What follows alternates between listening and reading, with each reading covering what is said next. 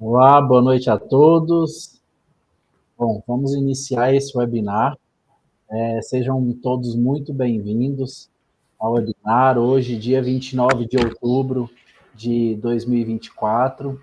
Estamos muito felizes em ter vocês aqui conosco. Meu nome é Aldemar e eu serei o anfitrião aqui desse webinar, que promete trazer vários insights valiosos sobre esse tema que está tão em alta aí no mercado, mas só que a gente vai trazer uma visão mais técnica dos nossos especialistas, onde que a gente vai entrar nos demonstrativos financeiros de algumas empresas que entraram em RJ e também uma empresa fictícia para a gente poder olhar os números e identificar ali através do demonstrativo financeiro essa análise técnica da empresa que poderá entrar em uma recuperação judicial.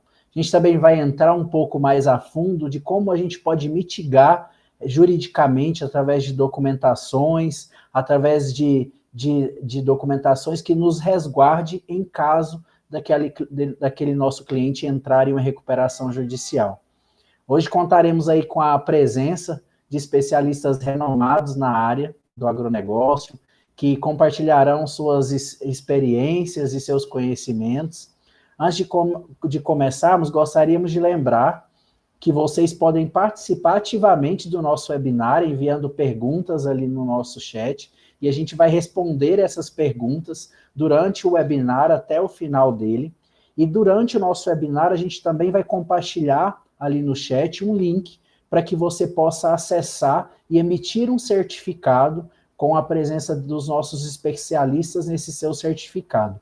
Então acompanhe ali o nosso webinar que a gente vai enviar esse link para você poder clicar e acessar o certificado. Vamos garantir que este seja um espaço interativo e enriquecedor para todos, então fiquem à vontade para poder participar conosco. Sem muitas delongas, vamos dar início à nossa apresentação e conhecer aí os nossos convidados. A primeira convidada da noite é a Priscila Aroni Coutinho.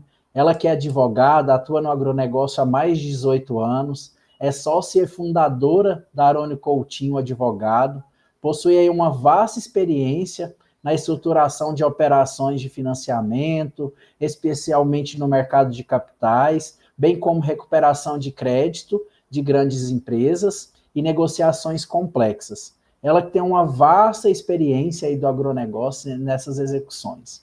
Priscila, fica aberto para você dar o seu boa noite a todos.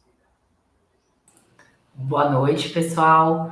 Queria primeiro agradecer mais uma vez pelo convite. Estou animada por essa retomada. Fizemos alguns, no passado, e espero que seja proveitoso e vocês fiquem muito à vontade para enviar as perguntas. E a ideia é que seja bem direto ao ponto, como o Odemar falou, discutindo casos práticos e que seja longe do juridiquês. Podem ficar muito tranquilos. Eu sei que o público aqui, na grande maioria, é de crédito e a gente vai falar na linguagem de vocês. Boa noite. Muito bom, obrigado mais uma vez, Priscila. E Priscila, eu já começo te fazendo uma pergunta e você vai nos responder o porquê agorinha, mas já nos responde algo. Você acha que as RJs, ela tem servido como subterfúgio para o respiro financeiro dos devedores? Pior que eu acho que sim. Acho que a gente vai falar com um pouquinho mais de detalhe, mas infelizmente sim. Eu vejo que tem sido bem deturpado o uso hoje desse instrumento, mas a gente vai falar melhor a respeito. Muito bom, Priscila. Obrigado aí pelo esse insight. Você que nos acompanhe, fique aí para ver o porquê que a Priscila acha que sim, tá bom? Bom, vamos para o nosso segundo participante, o Olavo Borges, que é um profissional aí há mais de 40 anos de experiência em risco de crédito. Ele que é sócio da Equitá Consultoria e Treinamento de Crédito, que dá... Quem já participou de algum treinamento do Olavo sabe o que eu estou falando, um excelente profissional, muito claro nas suas explicações, ele que está aí dando curso desde 2005, ele já trabalhou em bancos, já trabalhou no Serasa, é membro da Comissão de Risco de Crédito da Febraban por 10 anos, tem aí muita experiência e vai nos trazer uma visão ali de especialista dos números das empresas para a gente poder perceber no dia a dia como que eu olho para uma empresa e eu sei que essa empresa ela está andando ali para um RJ. Ou então, quando eu olho para uma empresa que entrou em recuperação judicial, como que eu percebo a particularidade de por que essa empresa entrou em recuperação judicial e mitigo esse risco se eu tivesse analisado ela antes de ter entrado em recuperação judicial. Olá, seja muito bem-vindo essa noite e está aberto aí para você dar o seu boa noite. Boa noite, Ademar. Boa noite, Priscila. Boa noite, pessoal que está nos assistindo. Obrigado pelo convite, Ademar. É um prazer estar aqui mais uma vez discutindo temas que é muito interessante do nosso trabalho, do nosso dia a dia. Vamos aí tentar desvendar um pouquinho os mistérios, né, os sinais de deterioração financeira que uma empresa vai apresentando até chegar o momento da RJ. Muito bom, Olavo. E eu já começo contigo, Olavo. Você já vai fazer essa abertura para a gente, nos trazendo ali essa visão um pouco mais detalhada para nós de quais os fatores financeiros e operacionais que podem levar uma empresa a solicitar uma recuperação judicial. Traz aí para nós um pouco mais de detalhe, como que eu posso olhar e identificar esses fatores financeiros. Legal, Ademar.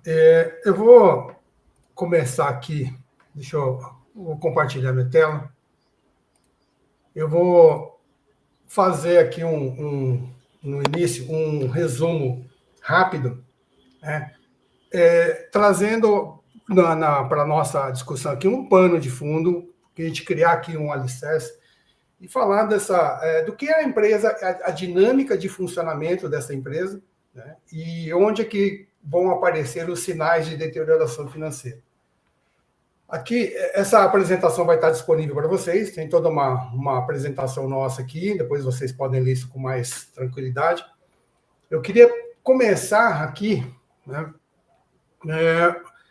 a empresa que nós estamos analisando, ou qualquer empresa no mercado, ela tem duas pontas muito importantes. De um lado, o fornecedor, e do outro lado, o cliente.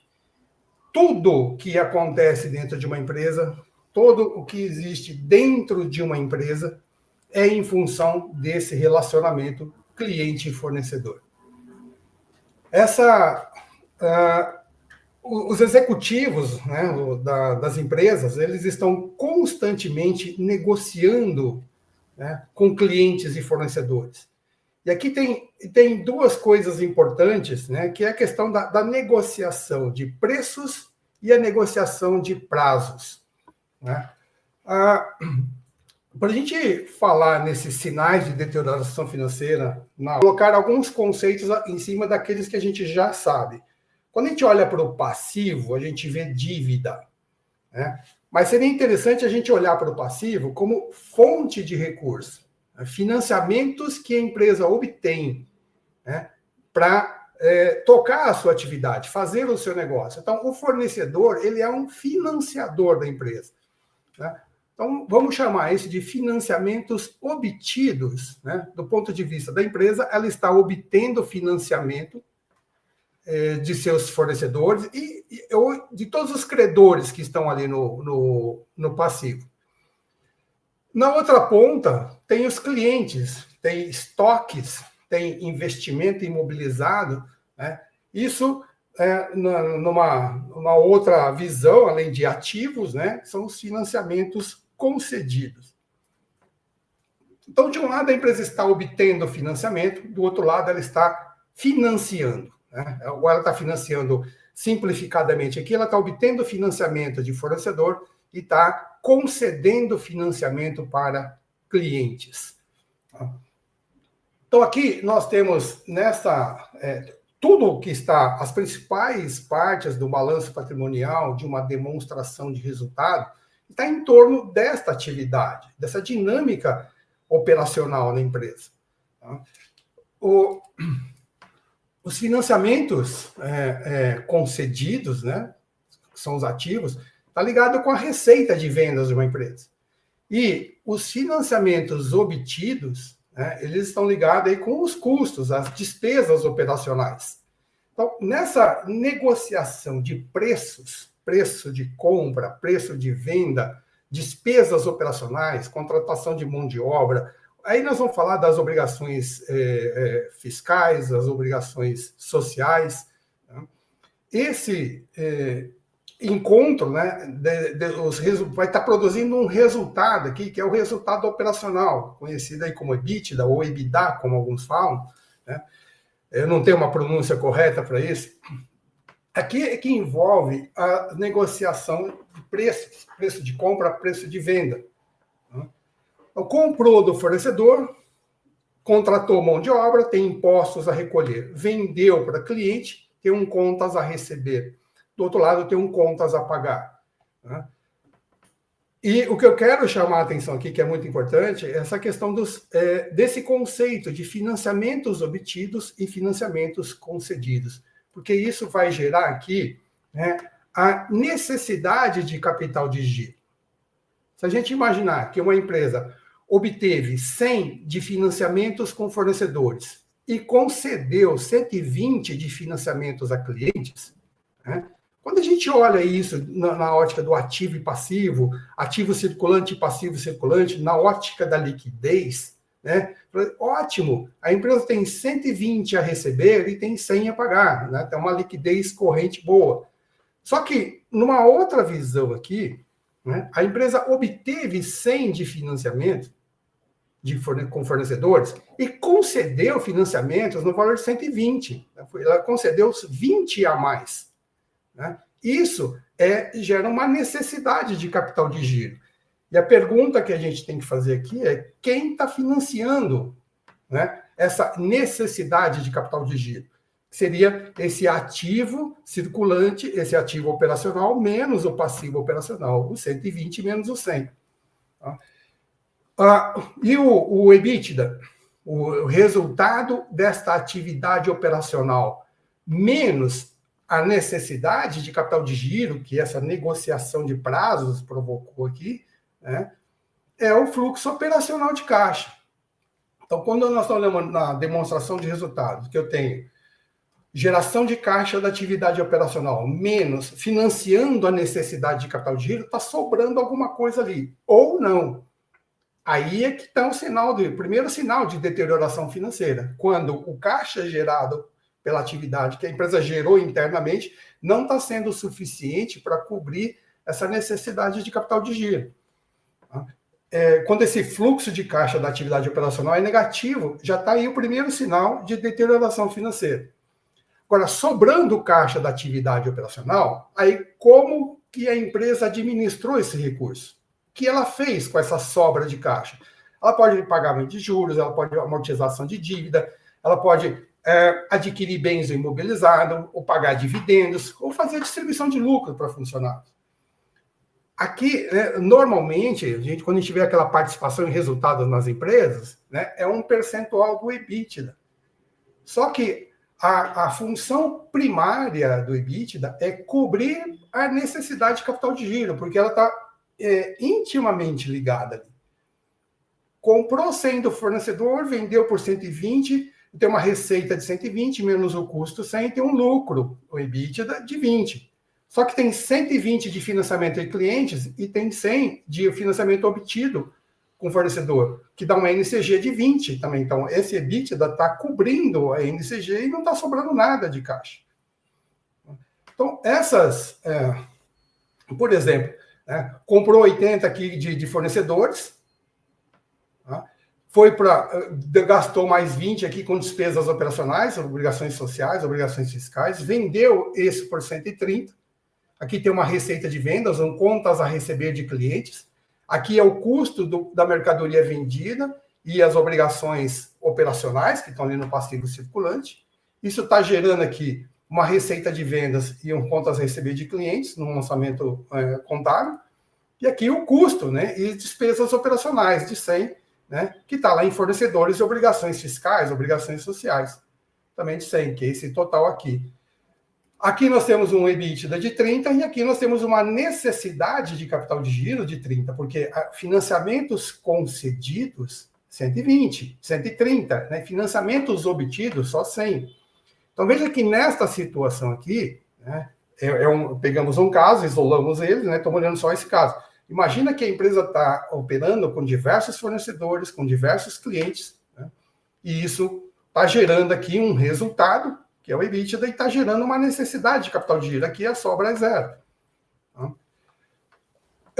Agora, cada cliente, cada fornecedor tem prazos diferentes, tem preços diferentes, pode ter atrasos no recebimento de clientes. Então, isso vai provocando uma deterioração no ciclo financeiro da empresa, que aqui a gente está juntando todo o ciclo operacional e o ciclo financeiro, né? Essas decisões estratégicas, né, quando a empresa vai fazer um negócio com o fornecedor, ela tem lá a data da compra hoje e tem lá, vou colocar números fictícios aqui para a gente fazer conta de cabeça. A data da compra hoje, e tem um prazo médio de pagamento de compras de 30 dias. Então, o pagamento vai ocorrer na data 30. Nesse momento aqui, a mercadoria que a empresa comprou está entrando no estoque, vai ficar um tempo parado no estoque. É o prazo médio de renovação de estoques. Nessa data aqui, é que está acontecendo a venda. Veja, já se passaram 15 dias para pagar o fornecedor. Tem só mais 15. E a empresa vende esse produto, tem um prazo médio de recebimento de vendas, por exemplo, de 25 dias. E aqui o recebimento dessa venda vai ocorrer na data 40. Então, quando a gente olha a dinâmica financeira, aqui, o ciclo financeiro da empresa, ela compra na data 0, vende na data 15, na data 30 tem que pagar o fornecedor, mas só vai entrar dinheiro no caixa na data 40. Então, aqui tem um ciclo financeiro de 10 dias, que é exatamente a quantidade de dias, né, que a empresa necessita de capital, né, de giro. Onde que ela vai buscar esse capital de giro? Ou ela gerou internamente, que é o EBITDA, ou ela vai buscar no mercado financeiro, fazendo uma antecipação de recebível, pegando empréstimo, financiamento de capital de giro tradicional no mercado, ou fazendo uma operação mais estruturada, baseada em numa securitização de recebíveis, né?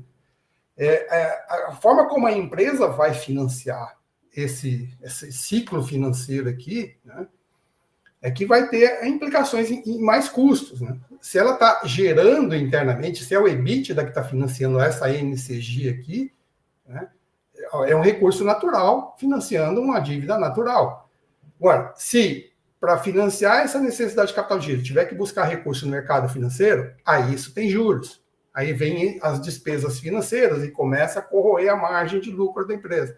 A rentabilidade operacional começa a diminuir. E aí, isso pode desandar. Se a empresa não administrar isso direito, né, todo esse relacionamento cliente e fornecedor, né, isso pode complicar. Ou seja, uma governança boa, ela faz toda a diferença. E a governança também ela tem que ser financeira, né, Olavo? Porque Exato. Se eu estouro o meu fluxo de caixa e no final das contas, para eu pagar as contas, eu vou ter um desequilíbrio financeiro e eu vou ter um problema lá na frente. E eu tenho certeza que agora no próximo case, e aí de fato vai ser na prática, você vai poder demonstrar isso para nós, como que essa falta dessa gestão do fluxo de caixa, ele pode caminhar ali para uma RJ e de fato virar uma RJ, que é o próximo case de sucesso aí, que não tão de sucesso, que de fato virou um RJ, né? Tá bom, eu já a gente te chama de novo, Olavo, para você trazer aí para nós um pouco mais dessa abertura. Antes disso, eu queria só que você trouxesse para mim, só para deixar um gostinho ali para na hora que você for demonstrar isso para nós. Na sua visão, houve alguns credores do segmento do agronegócio que possui valores representativos em aberto com a AgroGalaxy, que daria para ter evitado tanta exposição financeira apenas analisando os demonstrativos financeiros? Dá sim. Isso eu vou Eu vou mostrar aqui, eu trouxe esses números, né? E vai ficar claro tudo o que foi acontecendo nos últimos 4 anos. Né? Boa. Vamos Muito bom. acompanhar aí tudo que vem acontecendo aí nesses últimos 4 anos com a empresa e identificando esses sinais aí que, olha, a coisa está ficando complicada. Muito bom. Então, você que nos ouve, você já sabe que o case aí que a gente vai entrar no detalhe pelo nosso especialista é a AgroGalaxy e dava para ter evitado tanta exposição de alguns credores que tivemos aí, a lista é um pouco imensa, né? Bom, eu volto contigo, Priscila. Você nos falou que sim, que algumas empresas ou pessoas físicas que entraram aí em RJ utilizaram aí como subterfúgio para ter um respiro financeiro dos devedores. Nos explica um pouquinho mais, por que você acha que sim? Bom, vamos lá. Eu acho que eu sou uma pessoa que sou muito crítica à recuperação judicial. Aí, não ao Instituto, mas à forma como ele vem sendo aplicado. Acho que a gente tem que voltar um pouquinho até no conceito, né? Quando a gente pensa em recuperação judicial, é diferente de uma recuperação de crédito que a gente está habituado, que eu tenho lá um título e vou entrar com uma execução, alguma ação de cobrança. Na recuperação judicial, eu tenho um processo que ele é muito mais uma chamada para uma negociação coletiva. Então, o que eu vou fazer? Eu tenho, de um lado, um devedor, seja uma pessoa física, né, um produtor rural, aqui no caso, ou uma empresa, que pressupõe-se que está passando por alguma dificuldade financeira. Ele chama todos os credores para esse processo para fazer um acordo em conjunto. Assim, em poucas palavras, é isso que a gente vai buscar. E quando a gente pensa em recuperação judicial, acho que vem muito na nossa cabeça, e aí eu falo como advogada de credor, porque eu também só advogo para credores, que ela foi feita em benefício dos devedores. Porque a gente vê, e de fato tem um objetivo na legislação nesse sentido, de preservar aquela empresa, enfim, aquele empresário que está passando por dificuldade, porque tem todo um ecossistema ligado a ele, né? Desde empregos, né, de todos os funcionários que estão ali, fornecedores, enfim, você tem todo um ecossistema que eu tenho que manter aquela pessoa física ou jurídica em atividade para não ter um maior prejuízo da economia local. Tem localidades que aquela empresa é super significativa. Tem isso sim. Mas o objetivo principal da lei não é proteger os devedores, é proteger os credores. Vocês vão querer me matar, vocês vão falar, mas da onde isso? Aí eu estou falando o conceito, tá? Na prática a gente vai ver que é um pouquinho diferente. Mas o conceito é, trago todo mundo para negociação, porque se a empresa está passando por dificuldade, ela não vai ter condições de liquidar com todas as dívidas. Então, se eu deixasse, o que ia acontecer? Os credores com maior poder de barganha ali, os mais substanciais, iam conseguir receber e os outros iam ficar a ver navios. Né? Pensa ali em credores como o crédito trabalhista. Ele ia ter poder de negociação? Não ia. Então, vamos colocar todo mundo junto e proteger de uma forma que cada um receba, ainda que seja um pouco. Essa é a ideia, tá?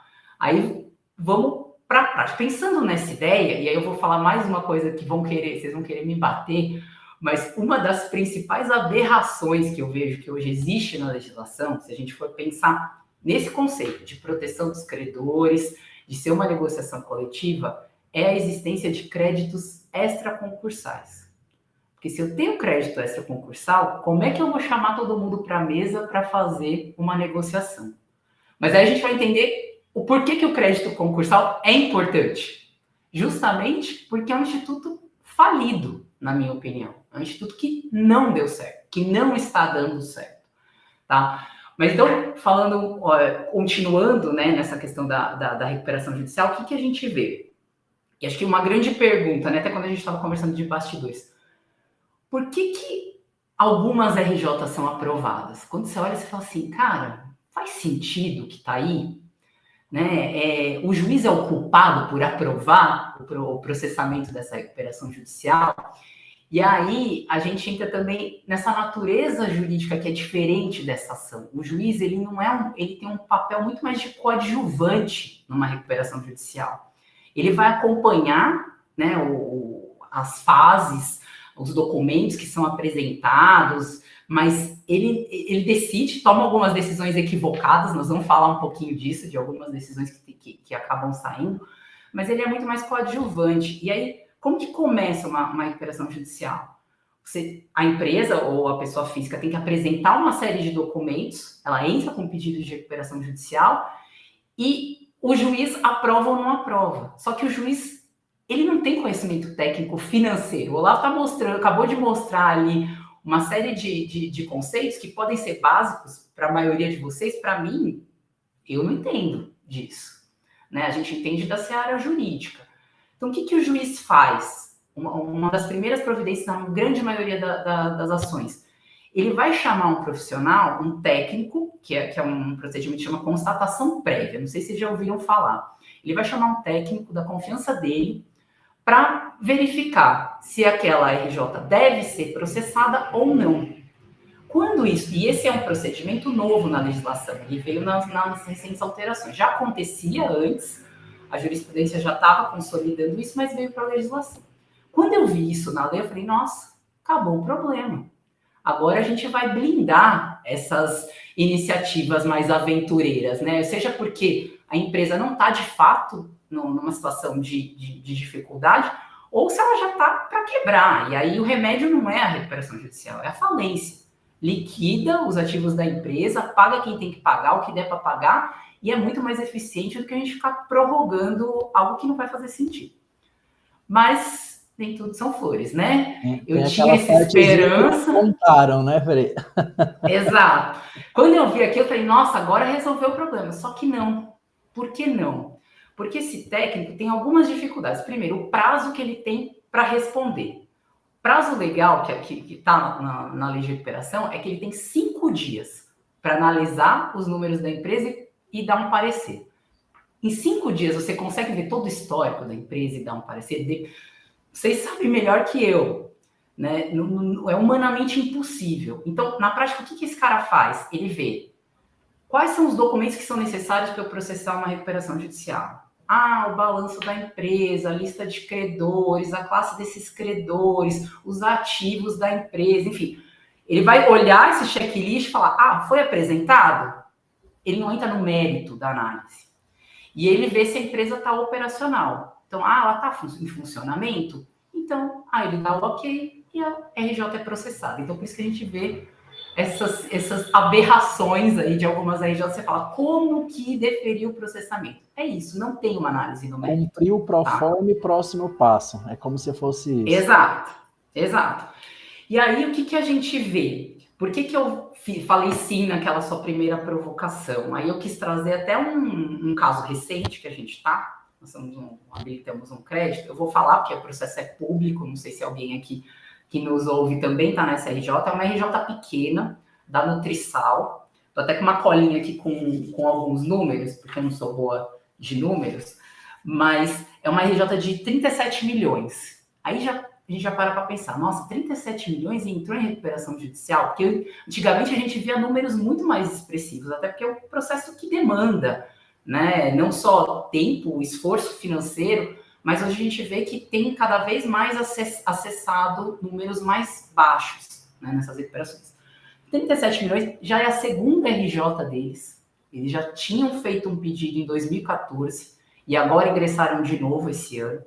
Eles entraram com aquele pedido cautelar pedindo a antecipação do stay period, que é você pede a suspensão de todas as execuções, todas as cobranças e fala, olha, juiz, eu estou negociando com os meus credores. Então, para tudo que tem penhorado, tal, não bloqueia mais nada, eu não posso ter constrição de patrimônio. Eles pediram isso.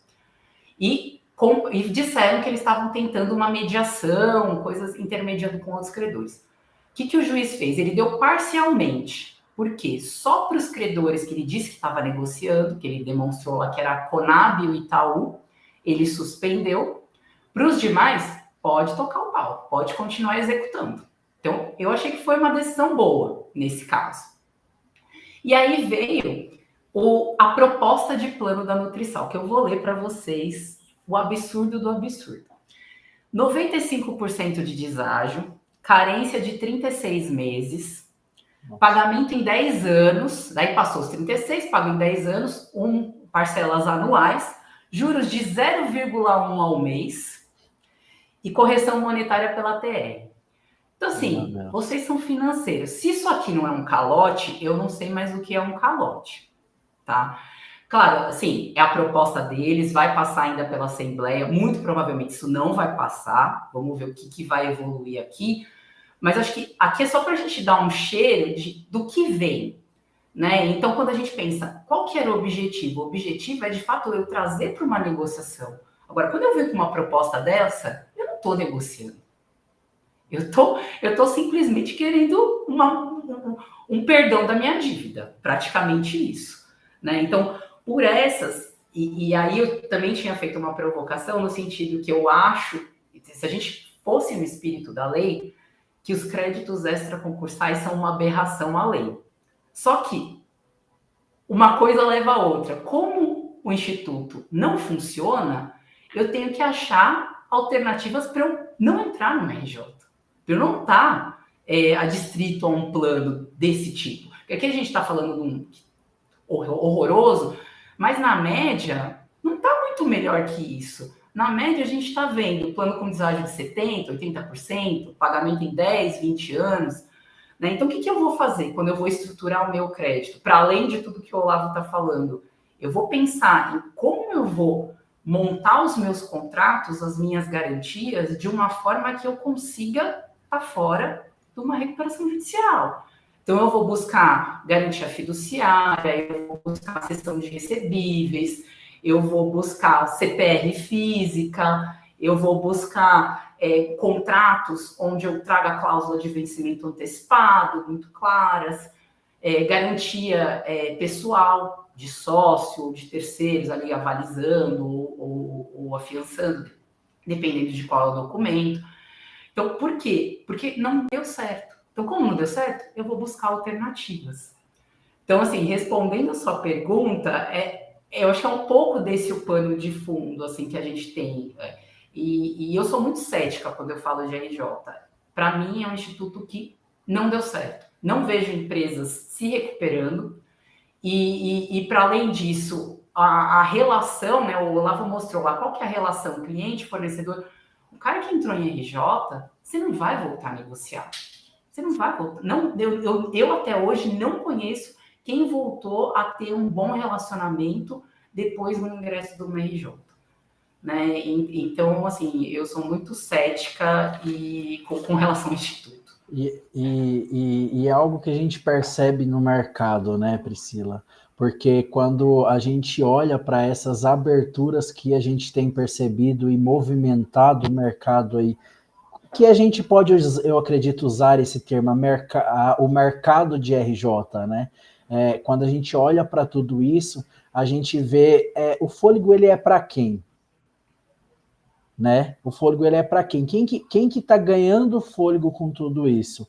Mas, na verdade, ele está ganhando um fôlego de pagamento, mas só que quando a gente vai olhar para ver se ele vai conseguir obter mais negociações, ele não vai ter mais negociação, porque o mercado vai olhar para essa movimentação que essa empresa está fazendo com outros olhares. E aí, de fato, a gente brinca, é um tiro no pé. Né? A gente tem visto isso muito, essa movimentação tanto para pessoa física quanto para pessoa jurídica, que de fato tem vendido como uma boa estratégia, mas na verdade, vamos dizer assim, que é uma estratégia burra, vamos dizer, porque eu estou indo para um caminho que não é o melhor caminho e eu teria outras alternativas no mercado que me possibilitava não ter que entrar em RJ, né? É complicado. Sim. Priscila, mais uma vez, muito obrigado e continua aí com a gente, que a gente ainda tem muito mais assunto para falar sobre isso essa noite ainda. E o nosso público que nos ouve aí, aproveite aí para nos acessar. Só queria, antes de passar a fala para o Olavo, a gente teve um probleminha técnico no nosso chat, tá, pessoal? Então, o chat está travado, então a gente não conseguiu ainda disponibilizar para vocês fazer as perguntas, mas eu estou recebendo algumas perguntas pelo LinkedIn, que a gente tem um grupo Crédito no Agro no LinkedIn, a gente tem um grupo Crédito no Agro com profissionais de crédito do agronegócio via WhatsApp, então eu estou recebendo algumas perguntas já por aqui, então infelizmente a gente Dessa vez a gente não conseguiu disponibilizar o chat, mas a gente tem algumas perguntas aqui. A gente vai deixar o link para vocês, como a gente mencionou no início, que teria um certificado desse webinar sobre esse tema. A gente vai deixar esse link para vocês acessar, preencher e emitir o certificado para vocês levar para o mercado, preencher o currículo de vocês, tá bom? Então a gente pede essa desculpa aí desse probleminha técnico, mas a gente garante que vai ser resolvido, tá bom? Bom, eu direciono a palavra de novo aí para o Olavo, e agora, de fato, a gente vai entrar no tema que balançou o mercado como um todo, que é o caso da RJ da AgroGalaxy, e o Olavo respondeu para a gente, alguns minutos atrás, que sim, dava para alguns dos credores não ter se comprometido tanto em exposição nessa RJ da AgroGalaxy, somente analisando os demonstrativos financeiros da AgroGalaxy. Olavo, explica um pouquinho mais, e aí eu sei que você vai trazer para a gente aí o porquê disso. Explica para a gente o porquê. Eu, como analista, eu como empresa, eu tinha ali uma abertura para poder financiar, e eu poderia, no meu demonstrativo financeiro da AgroGalaxy, perceber que essa empresa estava caminhando para um RJ e ter reduzido um pouco da exposição que eu tive com essa empresa. Traz aí para a gente, por favor. Obrigado. Bom, legal. Primeiro, deixa eu só concordar aqui com a Priscila, que realmente esse Instituto da Recuperação Judicial, a versão nova da antiga concordata, a concordata já não funcionava, a recuperação judicial também não funciona. E algumas empresas do mercado que a gente tem observado aí, está usando esse mecanismo da recuperação judicial para, de repente, sumir com a dívida que tinha, né? Aí já é mais do que um calote isso, né? E também, dificilmente uma empresa consegue se recuperar, né? Porque nós temos que olhar dois fatores aqui. E esses dois pontos que eu apontei aí, que é a geração de caixa e se essa geração de caixa está sendo suficiente para cobrir essa necessidade de capital de giro da empresa. Ou seja, se a empresa está crescendo, atuando no mercado de forma autofinanciada, se autofinanciando. Tá? E é isso que eu vou mostrar aqui nos números, né, não só da AgroGalaxy. Eu trouxe aqui, se der tempo, né? Eu tenho uns 3 casos aqui para explorar. Se der tempo, eu vou falando desses 3 casos aí. Eu vou usar a AgroGalaxy como uma empresa pública, os números são divulgados por mercado, mas para entrar nessa discussão dos sinais de deterioração financeira de uma empresa qualquer, né? Não necessariamente aí a AgroGalaxy. Tá? Eu estava complementando aqui esse quadrinho, né, que são aqui esse ciclo financeiro aqui é aquela parte de negociação de prazos que a empresa tem com clientes e fornecedores, e a negociação de preços, cliente e fornecedor, que vai gerar aí o resultado. Né? A coisa que acaba complicando um pouco mais aqui é que cada pedacinho desse gráfico aqui, né, é administrado por uma área da empresa. Né? Quem faz as compras, né? Quem tem a política de compras da empresa, o relacionamento com fornecedores, né? A área de compras. Aí você tem uma área de produção, né? Se for uma indústria, de transformar a matéria-prima em produto acabado, a gestão de estoques, é uma outra área que está tomando decisões ali. Aqui você tem a área comercial, vendendo o produto para cliente, e definindo preço, definindo prazo, né? A área de compras definindo preço, definindo prazo. E se essas áreas não se conversarem, né, isso aqui pode virar um caos mesmo. E aí você tem aqui a área financeira que está administrando o contas a pagar e o contas a receber. Né?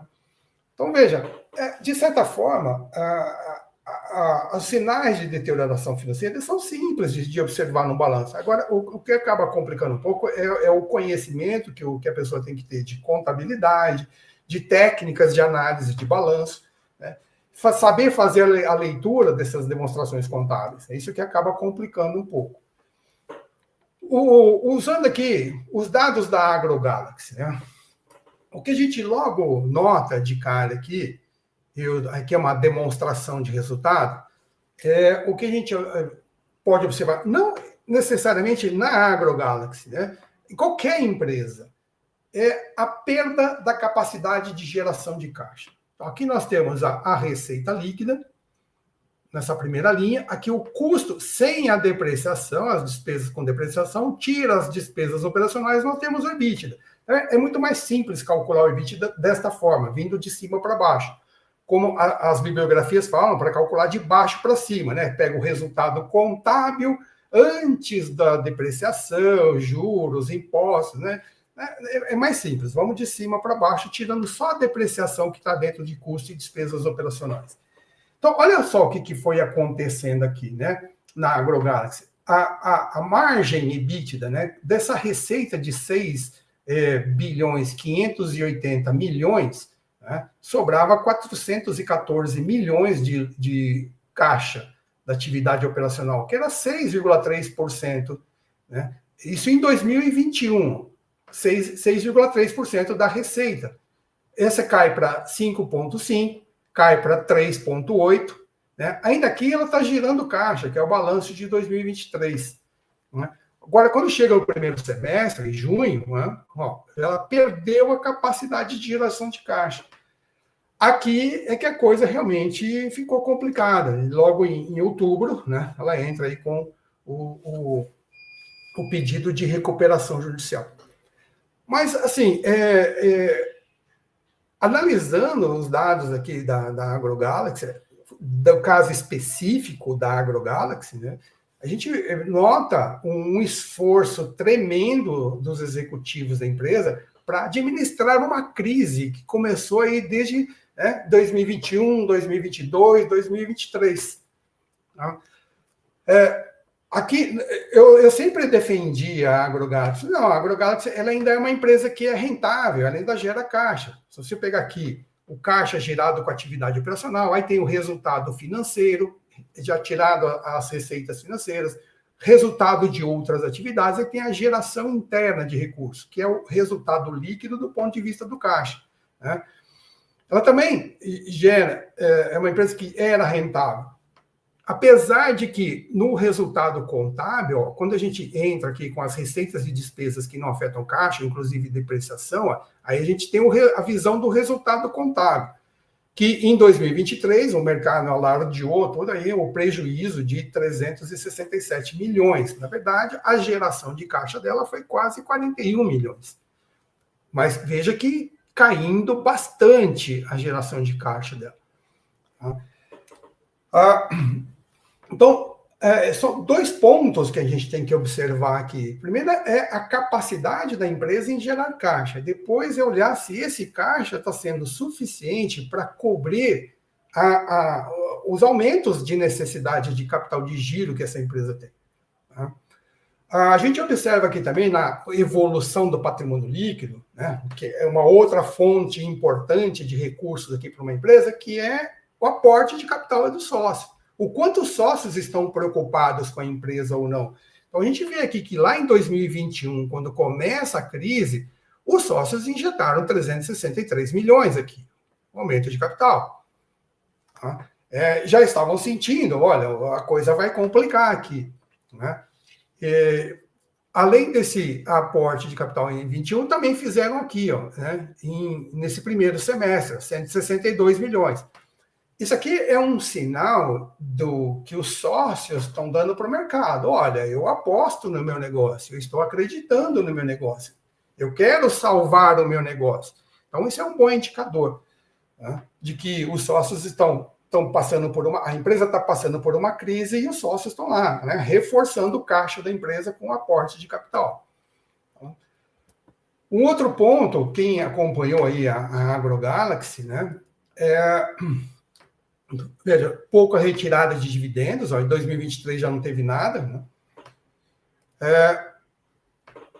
Uma outra coisa, quem vem acompanhando a AgroGalaxy nesse período aí, foi um momento de aquisições, né? De fusões, aquisições. Eu vou voltar um pouquinho a tela aqui para mostrar aqui a evolução da receita líquida dela. 6 bilhões e meio foi para 11 bilhões, né? Tem um crescimento de 76%, né? De 11 aí recua um pouco para 9, uma queda de 18%. Né? Mas a AgroGalaxy ela vinha numa fusões, aquisições, né, de várias empresas aqui. Aqui nós estamos falando do balanço consolidado. Aqui a gente vê aquisições de imobilizado, né, nessa evolução, tendo aquisições baixas, depreciação, né, 150 milhões, 203 milhões, 231, 60 milhões. Então, são sinais de que, olha, que os sócios estão dando para o mercado, eu estou apostando no meu negócio, eu estou fazendo aporte de capital, eu estou cuidando, tentando melhorar a minha margem de lucro, só que eu tenho um problema financeiro aqui. Não estou recebendo de clientes. Meus clientes estão entrando em inadimplência comigo e eu estou renegociando isso com o meu cliente. Enquanto a geração de caixa estava sendo suficiente para cobrir a necessidade de capital de giro, estava tranquilo. A partir do momento que ela perde essa capacidade de financiar a necessidade de capital de giro, né, começa a ir para o lado do fornecedor. Fornecedor, me ajuda aqui, né? Eu estou ajudando o meu lado, o cliente, e eu preciso da ajuda do seu lado, de você também. Né? E vamos tentar manter, né, o nosso negócio ativo aqui no mercado. Né? Eu vou renegociar com o cliente e eu preciso que você renegocie comigo aqui também. E as margens foram caindo, né? Vem caindo, né, desde ano a ano.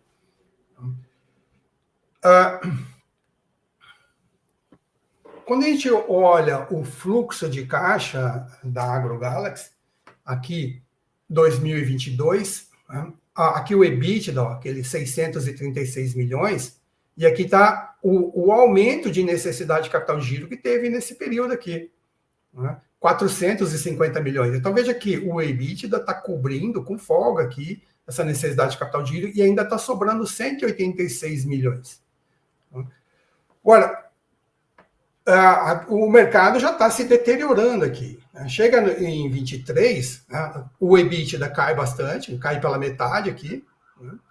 352 milhões, e agora, quando a gente vê uma NCG negativa, que é o seguinte, ó, eu renegociei o que deu com os meus clientes, agora renegociei muito mais com os meus fornecedores.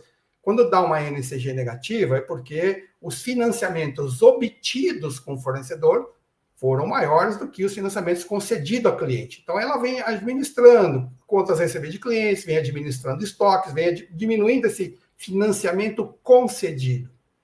Tá? Aqui, para entender melhor esse número negativo, imagina que uma empresa tem lá 100 a pagar para o fornecedor e tem 80 a receber de clientes. Então, a NCG é 80 menos 100, vai dar menos 20. Ou seja, que está sobrando 20 de recursos. Quando a gente fala sobrando, tem que entender, isso aconteceu ao longo do ano. Então, ao longo do ano, a empresa, esse número negativo sobrou recursos no caixa da empresa pela atividade, cliente e fornecedor ali, os ativos e passivos operacionais. O que formou aqui um fluxo de caixa operacional de 818 milhões. Agora, Olavo, oi, pode falar. Olavo, desculpa te interromper, então a gente está falando que em 2022 ela já dava sinais. Em 2023, a gente teve a certeza desse sinal que 2022 já estava dando. Ou seja, o sinal amarelo estava em 2022 e o sinal vermelho ele despertou em 2023. Em 2023, sim. Só que quando você vê essa geração de caixa da atividade operacional aqui, por conta do quê? Quem está bancando esse caixa aqui? São os fornecedores. Então, ela já renegociou tudo que tinha que dava para renegociar com esses fornecedores. Tá? Então, essa análise precisa ser feita com muito cuidado. Tá? Que esse caixa de 818 milhões não foi por geração de lucro, né? Foi por renegociação de dívida com o fornecedor, né? Prolongando mais o fornecedor do que financiando o cliente. Né? Então, isso aqui realmente, aqui está, eu não diria que ele ainda estaria vermelho aqui. Né? O que mais atrapalhou a AgroGalaxy foi a dívida financeira. Essa aqui não é a dívida operacional. Agora, aqui, quando entrou junho, aí sim, aí começou a ter uma série de problemas, inclusive de geração de caixa. Mesmo renegociando com fornecedores aqui, ou até mesmo atrasando, né? Então, você vê que tem uma geração de fluxo de caixa da atividade operacional de 361 milhões. Mas é mais por conta de que, olha, o todo começou a deixar de pagar fornecedor. Aqui realmente a coisa está bastante complicada, né, nesse balancete do primeiro semestre de 2024. Nesse fluxo de caixa, a gente olha aqui também, né, as atividades de tesouraria, né, que é o caixa lá do financeiro administrando. Né. Aqui está o caixa para ele pagar os juros, né, pagamento de despesas financeiras líquidas, 25 milhões, 338 milhões, 183 milhões aqui, pagamento de juros. Né. Aqui, em 2022, né, quando já estava sentindo esses sinais aqui de que o mercado ia desandar, né, foi lá e captou aqui empréstimos e financiamentos, 161 milhões, né, 557 milhões, né, sobrando aqui um caixa de atividade de tesouraria 606 milhões, que junta com esse saldo do operacional aqui. Então, ele tem uma geração bruta de caixa de 792 milhões, que usou 358 para investimentos em bens do ativo permanente, basicamente imobilizado. Tá? E desse caixa que ela gerou, sobrou da atividade operacional, mais essa captação de dívida, né? Menos esses investimentos aqui imobilizado, sobrou ainda no caixa 434 milhões. O que a empresa começou a fazer aqui? Ela começou a se capitalizar. Vou segurar esse dinheiro em caixa para uma emergência da emergência. O caixa que ela tinha no início do ano de 643 milhões, ela terminou com 1 bilhão. E aí foi tudo que a gente via no que a AgroGalaxy, nos pronunciamentos dela para o mercado, dizendo que ela tinha caixa, que ela estava se mantendo capitalizada, né, para eventuais dificuldades mais fortes. Né? Só que quando chega aqui em 2023, né, a geração de caixa bruta dela é negativa. Por quê? O que ela fez aqui? Né? Olha aqui, esse 466 milhões é fornecedores financiando a empresa para ela fazer o quê? Amortizar juros e amortizar empréstimos.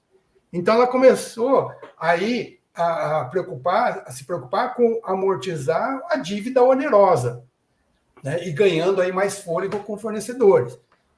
Então, aqui, no operacional, estava ficando amarelo, como você estava já laranja, né, aqui já está ficando vermelho. Ela está priorizando, né, o pagamento da dívida onerosa.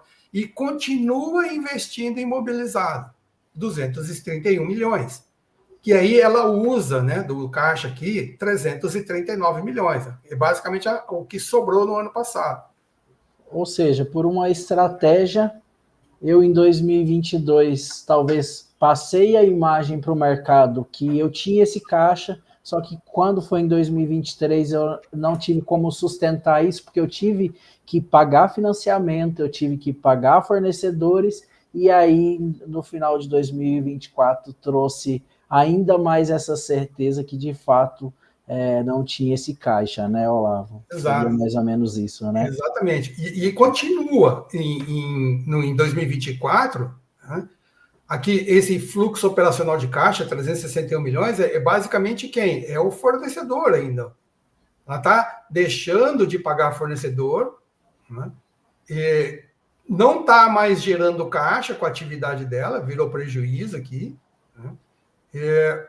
Ainda continua pagando juros, despesas financeiras líquidas, já está líquida da receita financeira isso daqui, tá?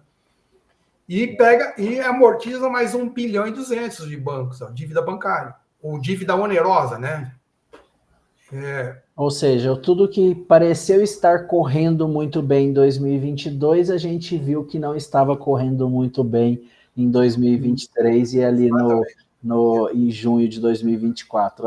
Então, assim, a gente teve essa visão aí com essa análise da AgroGalaxy, né, Olavo? E eu acho que isso trouxe para a gente, se tivesse sido feito essa análise completa dessa forma, e visto o contexto disso, porque eu acho que ali em 2022 estava muito claro que não estava tão bem, mas talvez por uma estratégia, vamos olhar para o caixa, porque é o caixa que vai trazer essa visão que está tudo bem. Mas a gente sabe que isso não é sustentado por muito tempo, né? Porque a operação ela continua e isso vai trazendo uma visão um pouco diferente quando as contas começam a vencer, né?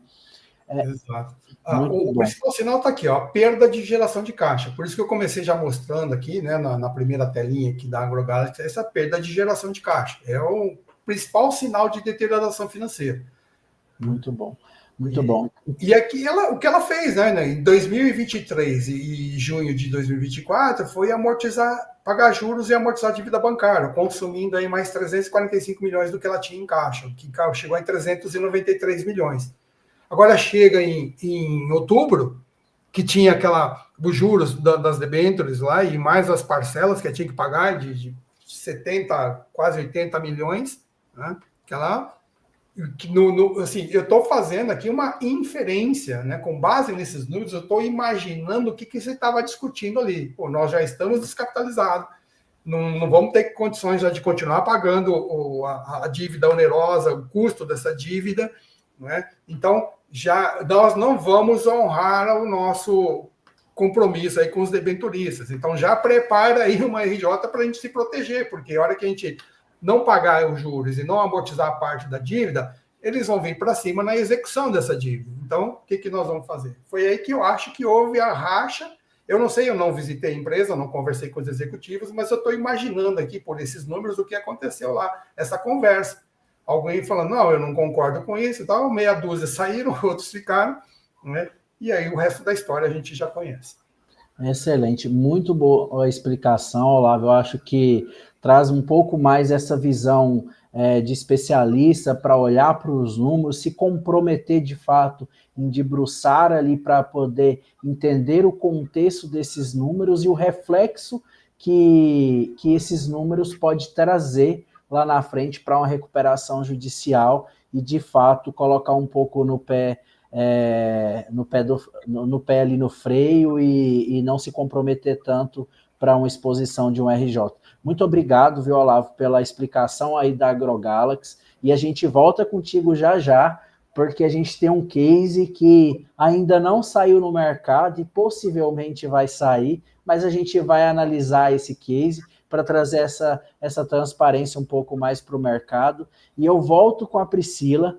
Priscila, a gente falou muito do cenário financeiro aqui, das informações financeiras da AgroGalaxy. Agora eu queria ouvir um pouquinho mais de você, de quais as lições que podem ser extraídas desse caso da AgroGalaxy, que podem ser aplicadas às outras empresas do setor. A AgroGalaxy, infelizmente, a gente já teve a RJ, mas como que a gente pode aplicar para as outras empresas que a gente tem com o agronegócio?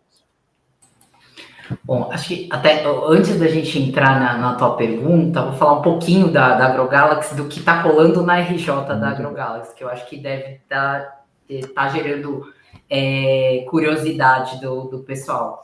Está bem no início o processo, tá? Até agora não teve nada muito fora do que a gente tem visto de outras ações. Então, o que eles fizeram? Eles entraram com um pedido, então, semelhante ao que aconteceu lá da Nutrisal, que eu falei com vocês. Eles também entraram com um pedido da cautelar, de antecipação dos efeitos do stay period, pedindo os 60 dias de bloqueio de todas as execuções, cobranças em nome deles. Conseguiram o deferimento disso.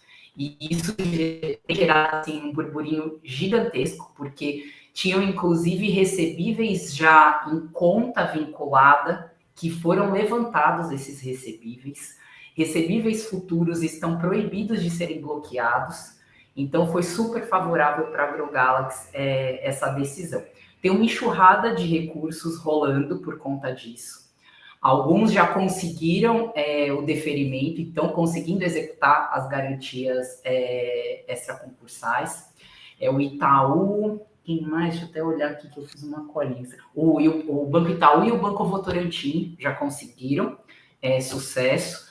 Então está nesse estágio bem inicial. Uma outra curiosidade também, falando de AgroGalaxy, também está tendo discussão com relação à competência de Goiânia para julgar esse caso. Por quê?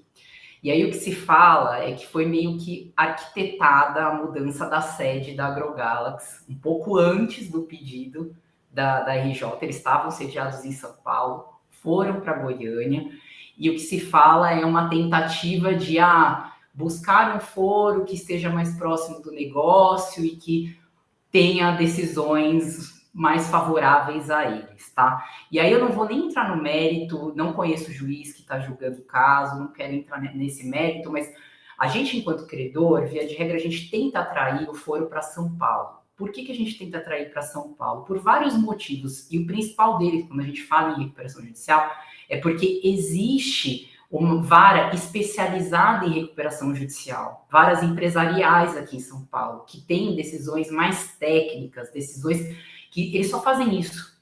Quando você cai em outras cidades, é um juiz que ele julga tudo em matéria civil, né? Então, às vezes, ele não tem um olhar mais técnico para aquilo. Então, eu não estou nem falando de questões de corrupção, a gente está falando de técnica. Então, por isso, a gente também prefere trazer para São Paulo. Mas está sendo julgado em Goiânia, teve decisão favorável para a AgroGalaxy, estão rolando uma série de recursos. Isso da competência também foi objeto de recurso. Sendo um recurso do Banco do Brasil, que questionou a questão de poder executar e não estar nesse bloqueio dos 60 dias da cautelar, mas ele também questionou a competência e não teve procedência o recurso deles, tá? Foi julgado improcedente. Provavelmente isso vai subir para o STJ.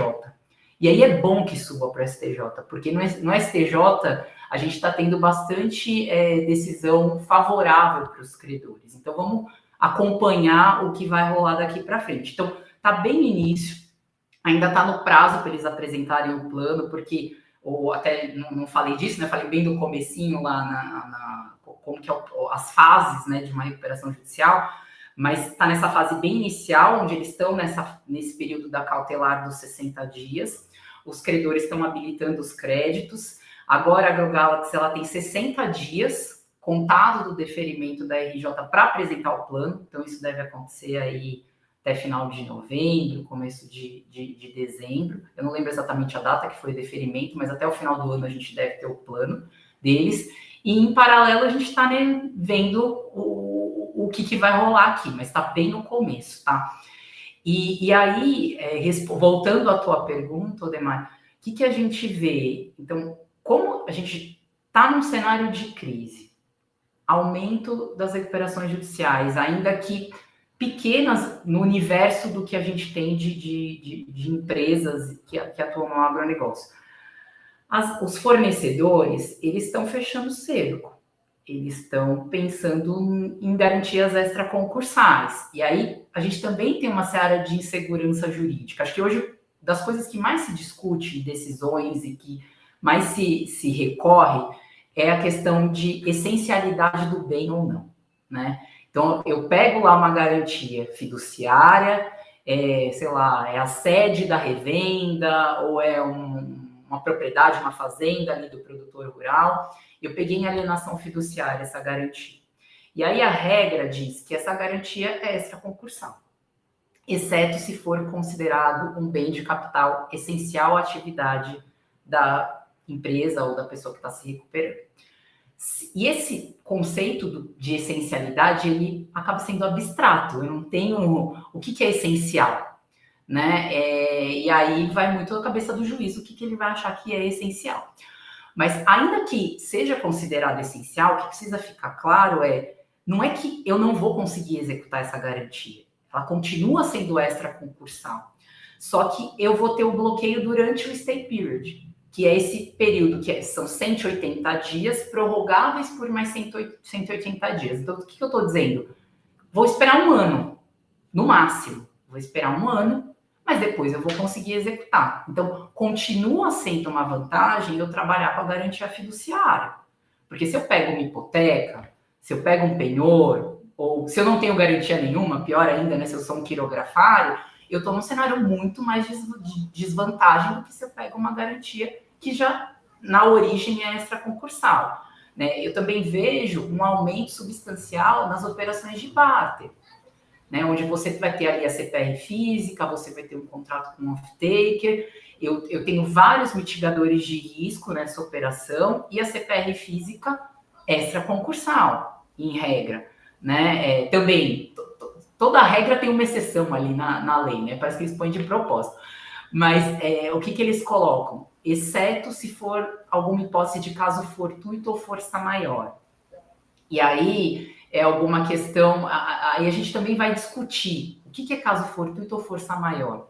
Se eu estou falando de agronegócio, descolamento do preço da commodity é caso fortuito? Não é.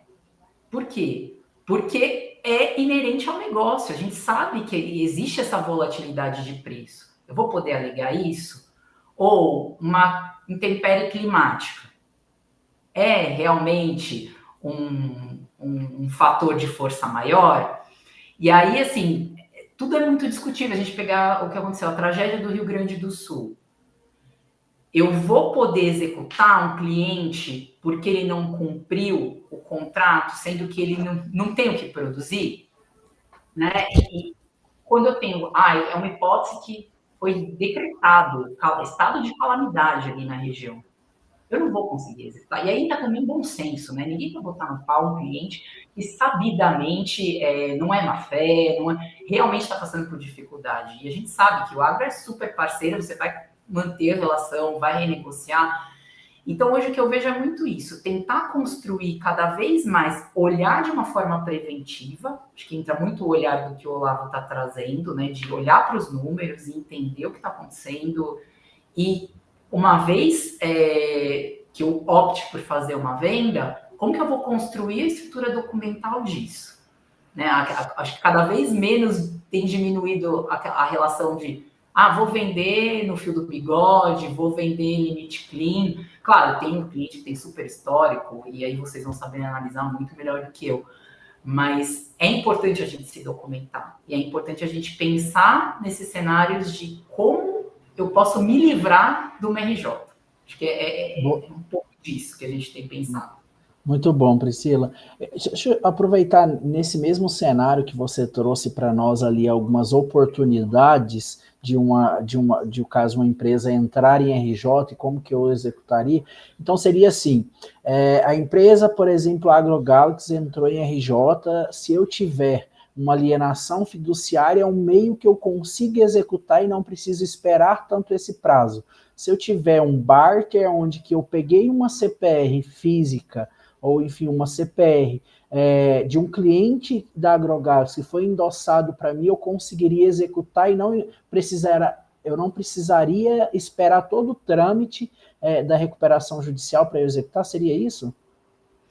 Em tese, sim. Vamos pensar o pior cenário. Se for considerado como bem essencial. Se for considerado como bem essencial, eu vou esperar um ano. Mas depois de um ano eu executo. Eu não vou entrar no plano ali que...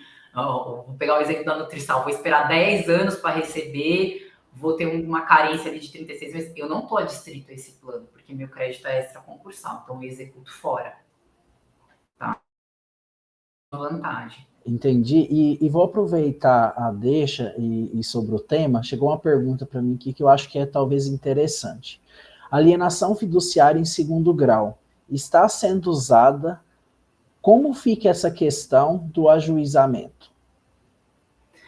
Aí quando a gente fala em segundo grau, a gente fala que é a alienação fiduciária subsequente, né? Isso.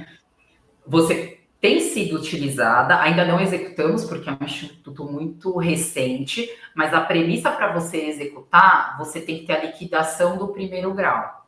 ou a liquidação ou a liberação do primeiro grau para você executar. Você não consegue executar enquanto vigente o primeiro grau. Você vai ter que respeitar essa ordem de preferência, tá? Ou seja, ela não é usual, a segundo grau. Não, a gente está formalizando. Em vários casos, a gente está começando a fazer, mas a gente ainda não executou porque ainda não teve inadimplência, né? Então, a gente começou a formalizar agora. Então, vamos ver depois, né? Acho que nos próximos anos que a gente vai começar a experimentar como que vai ser a execução disso. Mas formalizar a garantia a gente tem feito. Tá bom, muito bom. Bom, Priscila, obrigado aí novamente por trazer um pouco desse contexto para nós aí jurídico a respeito da RJ da AgroGalaxy. E você que nos ouve, continue enviando pergunta e a gente vai responder até o final desse webinar. Eu volto agora com o Olavo, e agora, até antes de eu voltar com o Olavo, eu queria até aproveitar contigo, Priscila. A gente vai entrar num case agora de uma empresa que ela está caminhando para uma RJ, e aí o Olavo vai poder demonstrar isso via números. Só que para a gente nos resguardar, e eu não estou nem falando quanto à confecção de documentação, e sim análise documental, em caso de eu me resguardar ali documentalmente. O que eu pediria para essa empresa, a gente vai chamar ela de empresa X aqui, por enquanto, porque ainda não é um RJ que aconteceu, então a gente não pode divulgar ainda, então ela é uma empresa de fato fictícia, com números fictícios, enfim. O que eu pediria para essa empresa documental para que eu pudesse analisar e perceber alguma movimentação? No estatuto eu conseguiria perceber alguma coisa, através de uma certidão de ônus eu conseguiria perceber alguma coisa. Qual documentação que a gente poderia pedir nesse caso? Acho que, para além de toda análise financeira, que eu não vou entrar no mérito, né, de balanço, nada disso, quando eu falo do jurídico, primeiro, a gente fazer uma pesquisa de bens que estão envolvidos nessa empresa, entender o ecossistema dela. Então, qual que é o grupo econômico? Quem são os sócios? Né? E muitas vezes aí a gente está falando de RJ, mas nem falando de RJ, eu vou recuperar um crédito. Só que aí eu sei que existe um grupo agindo ali, né? Para além, tem, às vezes é uma agropecuária, tem o produtor, ele também planta junto com o irmão, com o cunhado, enfim.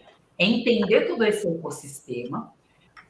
Uma das questões, puxar, a gente fala capivara, né, das pessoas, mas puxar os processos mesmo que existem em nome de todas as pessoas envolvidas, pessoas físicas, pessoas jurídicas, porque aí você já vai ver, olha, já tem algumas ações ali em nome dele, está sendo cobrado. Você tem como já ter alguns indícios aí de que não está indo bem, né? Não só certidões, aí a gente vai ver certidão de distribuição civil, vai ver trabalhista, vai ver do fisco, você já vai ter um cheiro ali do que tá rolando.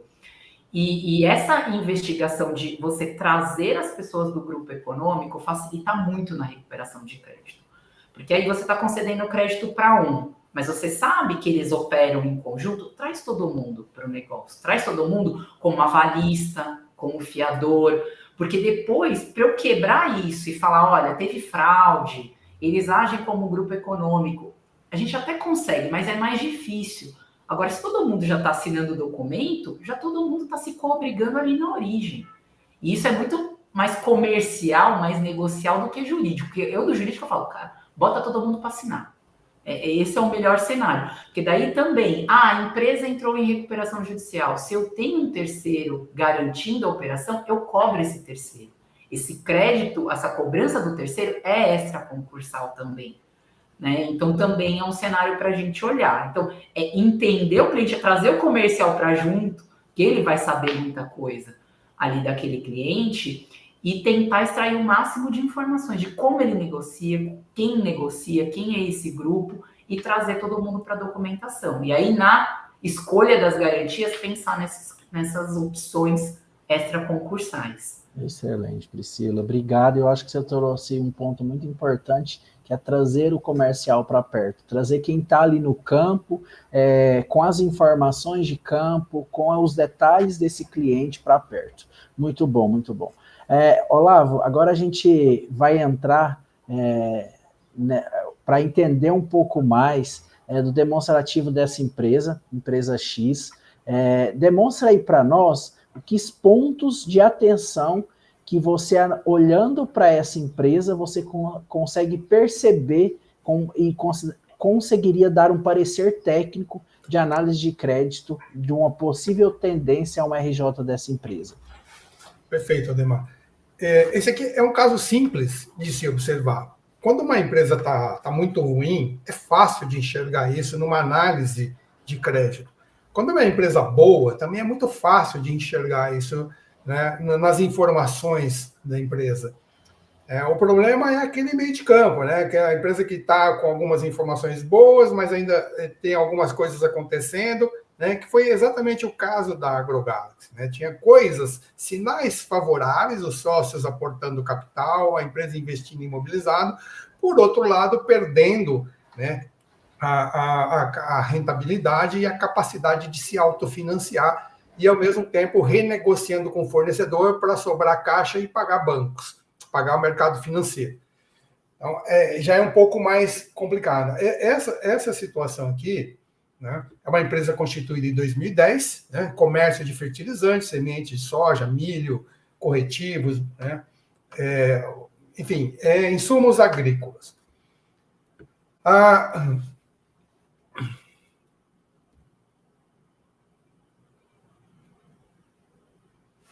Eu acho que eu inverti aqui os índices econômicos. Não tem problema. Enquanto você acha que eu quero chamar até o telespectador. A gestão da atividade operacional. Aqui eu fiz um resuminho, né, dos principais contas dos ativos operacionais e dos passivos operacionais, né, que vai gerar ali a necessidade de capital de giro.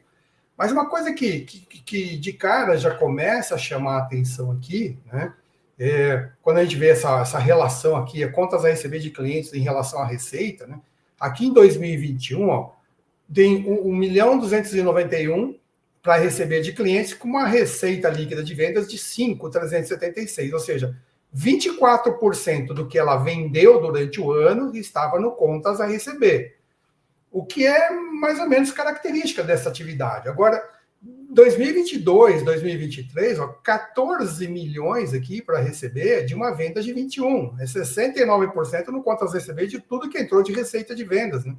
E aqui 64%, 24 milhões, né, para uma receita líquida de 38 milhões. Então, aqui você já começa a olhar. Normalmente, eu utilizo essa comparação aqui até para ver a consistência de balanço, né? Se está o contas a receber de clientes representa da venda total do ano, né? Então, aqui já começa uma coisa chamando a atenção. A mesma coisa com fornecedores, né? De 2 milhões aqui, pula para 18, de 18 para 34. Então, veja que o aumento que está tendo aqui com clientes, de 14 para 24, nós estamos falando de um aumento de 10 milhões, que vai para o fluxo de caixa. Enquanto o fornecedor está indo de 18 para 34, alguma coisa em torno de 16 milhões aqui. Então, ela está captando muito mais recursos, né, de fornecedor do que financiando clientes, né? E ainda tem a questão do estoque, né, de 2 milhões para 11 milhões de estoque. Então, aqui já começa a chamar a atenção de que tem alguma coisa errada com esse balanço, com essa empresa, né? Isso vai gerar uma necessidade de capital de giro aí, né? Aqui o 11 mais o 24, né, com relação a 34 milhões aqui de fornecedores e mais os adiantamentos de clientes, né? Então, são os números que estão perdendo a coerência aqui. Agora, sem aporte de capital de sócio. Olha só, o patrimônio líquido já era negativo em 2021, mais um prejuízo contábil aqui. Eu faço questão de reforçar prejuízo contábil, porque o resultado contábil é diferente da geração de caixa. No contábil, qualquer ganho ou perda de ativo, né, aumentos e reduções de ativo, gera uma receita ou despesa. Agora, nem todas essas receitas e despesas refletem no caixa, né, que é exemplo da depreciação. Então, veja, prejuízo, E aqui, em 2023, essa empresa ela já deveria estar aqui na recuperação judicial ou até mesmo falida. O que aconteceu aqui que, de repente, aparece um lucro de 3.682.000, o que leva o patrimônio líquido aqui no primeiro trimestre de 24 a ser positivo. Tá? Aqui, o EBITDA dela, geração de caixa, ó, negativo, negativo, negativo. Então, ela não consegue gerar caixa. A variação da necessidade de capital giro, naquele conceito que eu falei, quando ele é negativo, é porque sobrou recursos aqui para a empresa administrar. Então, ela está buscando mais recursos com o fornecedor do que financiando o cliente. Então, aqui, tirando o prejuízo do caixa aqui, o EBITDA, sobra uma geração operacional de caixa de 1.180.000. Em 2023, ela aumenta a necessidade de capital de giro. Aquilo que eu estava mostrando lá na conta clientes, estoques e fornecedores. Tem um aumento aqui de 3.716 e mais um prejuízo da atividade operacional gera aqui um déficit de caixa de 6.600.000.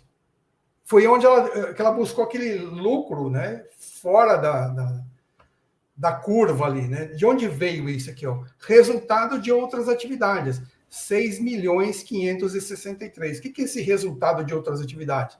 Apareceu no balanço da empresa uma subvenção para investimento do governo lá em função de ICMS, que é a única empresa que eu vi isso acontecendo, uma empresa revenda de insumos agrícolas conseguir uma subvenção para investimento de um governo. Geralmente, essa subvenção para investimento é quem está pesquisando alguma coisa que vai trazer um benefício maior para a comunidade ali, né? Então, isso aqui é um resultado extra-operacional, não tem nada a ver com a atividade da empresa, né? Então, esse resultado, esse recurso que ela obteve aqui com o governo, essa subvenção, é o que salvou essa empresa de entrar numa recuperação judicial em 2023. Ou seja, está bem claro que ela já era para ter entrado em recuperação judicial. Essa daqui é, de fato, aquela empresa que você bate o olho e você já sabe qual vão ser os próximos cenários e os próximos passos dela, né, Olavo? Isso aqui tá... O EBITDA negativo aqui, ó, já está mostrando isso claramente, né? Ela não, há 3 anos que ela não gera caixa. E é importante você falar isso, e a gente está aqui caminhando para o final, e a gente já entra para as dúvidas, porque é importante quem está olhando para esse negócio ter essa percepção. Porque senão você olha ali para está recuperando. Não, mas ela não está recuperando, pelo contrário, ela está declinando, né? Então, eu acho que isso é bastante importante, né, Olavo? Exatamente. E o que segurou aqui, né, foi essa receita que não tem nada a ver com a atividade da empresa. Aí, continua aqui no primeiro trimestre, ó, continua não gerando caixa. Aqui é aquela situação que a Priscila mencionou, e eu concordo totalmente com ela, que esse mecanismo da recuperação judicial permite que as empresas realmente se recuperam. Qual é a empresa que vai conseguir sair de uma recuperação judicial bem, né? É a empresa que gera caixa, que é um problema estrutural. O que é prejuízo? Quanto é simples, né? É receita menos despesa. Receita é entrada de caixa, despesa é saída de caixa. Se está operando com prejuízo, é porque mais sai dinheiro do caixa do que entra. Bom, como é que vai... Uma empresa que não dá lucro não sobrevive. Ela não se sustenta. Então, esse é o primeiro sinal aqui. Tá? Já perdeu a capacidade de geração de caixa. E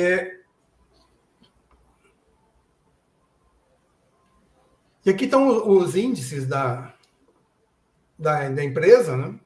A gente está vendo claramente aqui que não tem... aqui, esses indicadores que eu estou colocando aqui, é tudo do ponto de vista do caixa. Olha, essa rentabilidade aqui, ó, não é resultado contábil, é o EBITDA e a geração interna de recursos, que é o resultado líquido, né, só com receitas e despesas que realmente afetam o caixa. né? Então, isso já mostra aqui claramente para a gente. Ela administrando o ciclo financeiro dela aqui, ó, quando dá negativo, porque ela está mais obtendo financiamento do que concedendo. Né? Tentando se administrar aqui no contas a pagar e contas a receber. Patrimônio líquido negativo, um baita de um endividamento concentrado no curto prazo, né? Sem liquidez nenhuma. Aqui ficou positivo, ó, ficou em 1, né? Empatou aqui, 1,01 e 1, porque por conta daquele resultado que não tem nada a ver com a atividade da empresa. Muito bom, Olavo. E se você me permite, Odemar, eu só queria mostrar aqui mais um caso, para mostrar que nem tudo é o que parece ser. Essa aqui é uma empresa que tinha tudo para entrar em recuperação judicial. Eu vou ser rapidinho aqui, vou levar 2 minutos aqui. Tá? Você pega aqui, ó, a evolução do patrimônio líquido. A Biosev era uma empresa do setor sucroalcooleiro, que era do grupo Luiz Dreyfus e que foi comprado pela Raizen. Tá? Então, tu vê o balanço dela aqui, o último, ela fechava a balança em março, é de 2021.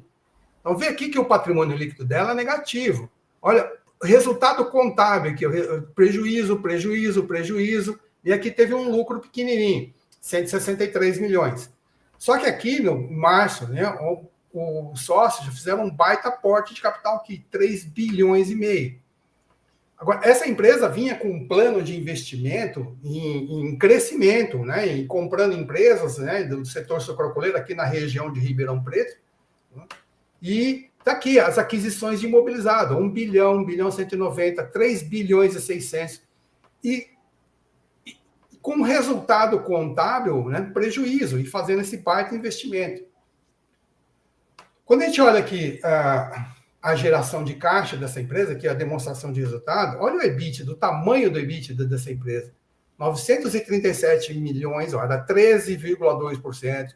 Foi para 23% da receita, foi para 39%, né, e ficou em 35%. Então, é uma empresa que tem uma baita geração de caixa. A geração interna de recurso dela, que o resultado líquido do ponto de vista do caixa é positivo. Embora tenha uma baita despesa com depreciação, imagina a usina de açúcar e álcool, que tem uma depreciação bastante pesada, né? Tá aqui, dá um prejuízo contábil. Mas essa é o tipo de empresa que ela não tem problema em gerar caixa. Qual que é o problema dela? Né? O problema dela é a situação financeira, que ela captou um monte de dívida, que a gente vê aqui no fluxo de caixa, os empréstimos bancários, que ela, aqui nesse momento aqui, desses períodos, a gente observa já uma amortização de dívida, mas aqui mais uma captação aqui de 800 milhões, quase 1 bilhão de captação de dívida bancária, gerando um caixa absurdo, muito mais suficiente para cobrir a necessidade de capital de giro dela. Você vê que o fluxo operacional de caixa é em função da geração de caixa e não de negociar com fornecedores. Só que ela tinha um problema, ela estava com uma baita dívida financeira que estava no longo prazo e veio para o curto. Aqui você vê nesses índices de estrutura de capitais, ó, o endividamento total dela, aqui o PL negativo, né? Concentrado aqui, dívida dela 23% no curto prazo, 76% no longo prazo. Só que quando chega nesse período aqui, março de 2020, essa dívida vem para o curto prazo. Começa a vencer. A liquidez dela, que era excelente, 1,98, 1,58, aí já fica deficitária aqui. Ó. Então, esse problema aqui é por conta desse endividamento. Ó. Do total da dívida dela, 65% era vinha de bancos. Bancos é mercado financeiro, né? 72%, 62%, 79%. Então, aqui não tem um problema operacional. Aqui tem um problema de uma dívida que ela captou para fazer pesado investimento em imobilizado, era uma dívida que estava no longo prazo e agora veio para o curto. Então, essa empresa tinha tudo para entrar em recuperação judicial, mas não foi nem preciso fazer isso, porque ela tem uma baita capacidade de geração de caixa. E ela foi vendida no mercado, né? Foi vendida, a Raizen comprou ela. Muito bom. Bom, então o Olavo apresentou para nós aqui uma empresa que logo a gente vai descobrir de fato qual é o nome dessa empresa X, porque de fato está muito claro ali para nós que essa empresa está caminhando para uma recuperação judicial, e ele também nos apresentou os números ali da Biosev, né? Biosev. Isso, da Biosev, que foi adquirida por outra empresa. A gente está caminhando para o final. Antes da gente ir para o final, Priscila, eu queria que você me ajudasse só uma coisa, eu acho que você já comentou no todo, e principalmente ali no início, utilizando esse exemplo da empresa X, a gente analisou, foi dado um parecer, mesmo assim, a empresa que está vendendo, ou seja, ofertando crédito para essa empresa X, quer seguir ofertando crédito para ela. O que eu poderia fazer que se essa empresa X entrar em RJ, eu poderia me resguardar, eu poderia pegar uma fiança, eu poderia, como você diz, olha para o grupo econômico, o que eu poderia fazer para que eu pudesse me resguardar quanto à companhia ofertando crédito para essa empresa X? Acho que é um pouco de tudo que a gente já falou aqui. Uma vez que está posto, né? Estou sofrendo, sei lá, uma pressão do comercial e vou ter que seguir, olhar para a estrutura documental disso. Buscar garantia de terceiro, buscar garantia fiduciária, tentar estruturar um barter, nos contratos prever cláusulas de vencimento antecipado, caso ele ingresse com uma recuperação judicial, por exemplo. Então, essa parte preventiva de construção de documentos, ela é fundamental. O negócio está posto. E aí eu vou até fazer uma provocação, que hoje com certeza não vai dar tempo, a gente está falando tudo de como se prevenir, mas da gente fazer um outro webinar estou numa RJ, e agora, né? O que eu faço? Porque tem estratégias também para a gente tentar, enquanto credor, se compor, né? Tentar uma venda coletiva de ativos, enfim, mas aí fica um papo para um próximo. Excelente, excelente, Priscila. Bom, a gente tem algumas perguntas, mas em determinado do tempo, infelizmente, a gente não vai conseguir passar por todos. Eu peço até desculpa para as pessoas que nos enviaram essas perguntas.